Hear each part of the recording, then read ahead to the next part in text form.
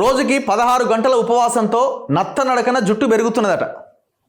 రోజుకట 16 గంటలు, మొత్తం 24 గంటల్లో 8 గంటలు నిద్రపోతే 16 గంటలు ఉపవాసం చేయాలన్నా ఇప్పుడు? సో 16 గంటలు ఉపవాసం చేస్తే జుట్టు పెరుగుతున్నదట.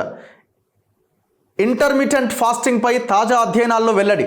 ఎలుకలు 49 మంది యువతీ యువకులపైన పరిశీలన, 3 గ్రూపులుగా విడగొట్టి పర్యవేక్షణ. ఏడుంది చదువుదాం, జనాలకు సంబంధించింది కదా. పాపం చాలామంది జుట్టు లేని వాళ్ళంతా చూడడానికి కూడా అవకాశం ఉంటుంది.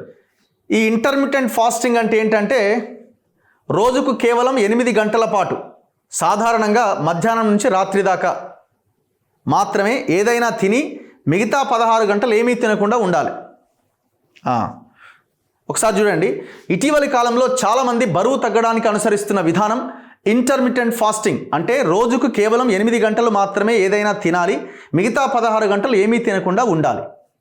ఈ తరహా ఉపవాసంతో శరీరంలో జీవక్రియల వేగం పెరిగి బరువు తగ్గే మాట నిజమే, కానీ జుట్టు పెరుగుదల వేగం కూడా తగ్గిపోతుందని 2 తాజా అధ్యయనాల్లో వెల్లడైంది. ఏమో ఉన్న జుట్టు తగ్గుతుందట, ఇదా పాయింట్? నేను పాజిటివ్ అనుకుంటున్నా. కాదు, జుట్టు అట తక్కువ పెరుగుతుందట ఈ ఫాస్టింగ్ వల్ల. చైనాకు చెందిన వెస్ట్ లేక్ యూనివర్సిటీ శాస్త్రజ్ఞులు ఎలుకలపైన 49 మంది ఆరోగ్యవంతులైన యువతీ యువకులపైన వేరువేరుగా ఈ అధ్యయనాలు నిర్వహించారు.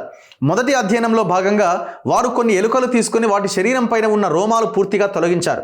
వాటిని 3 గ్రూపులుగా విడగొట్టి కొన్నింటికి రోజులో 24 గంటలు ఆహారం దొరికి ఏర్పాటు చేశారు.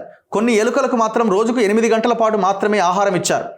3వ గ్రూపునకు రోజు విడిచి రోజు తిండి పెట్టారు. వీటిలో మొదటి గ్రూప్ ఎలుకలకట 30 రోజుల కల్లా జుట్టు తిరిగి వచ్చిందట.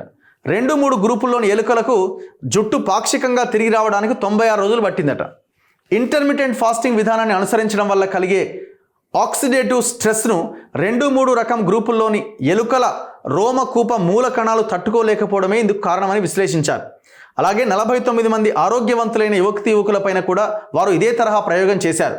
వారిలో కొందరికి రోజులో 6 గంటల పాటు మాత్రమే ఆహారం ఇచ్చారు. 18 గంటల పాటు ఉపవాసం చేయించారు.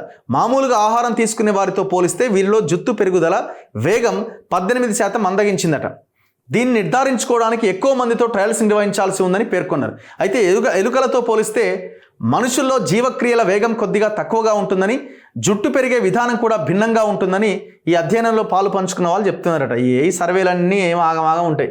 ఇప్పుడు ఫాస్టింగ్ అంటే మనం తిన్నప్పుడు పౌష్టికాహారము, ప్రోటీన్స్తో కూడిన ఆహారము తీసుకున్నప్పుడు ఏ ఇబ్బంది ఉండదు బాడీకి. ఇక రోజంతా తినుకుంటూనే ఉంటే జుట్టు పెరుగుతుంది అనుకుంటే ఎట్లా? వెయిట్ కూడా పెరుగుతుంది కదా, రకరకాల రోగాలు కూడా పెరుగుతాయి కదా. ఈ ఫాస్టింగ్ అన్నది మంచిదే ఆరోగ్యానికి. కాకపోతే మనం ఫాస్టింగ్ లేనప్పుడు తినే సమయంలో మంచి ఆహారం తీసుకుంటున్నామా లేదా అన్నది ఇంపార్టెంట్.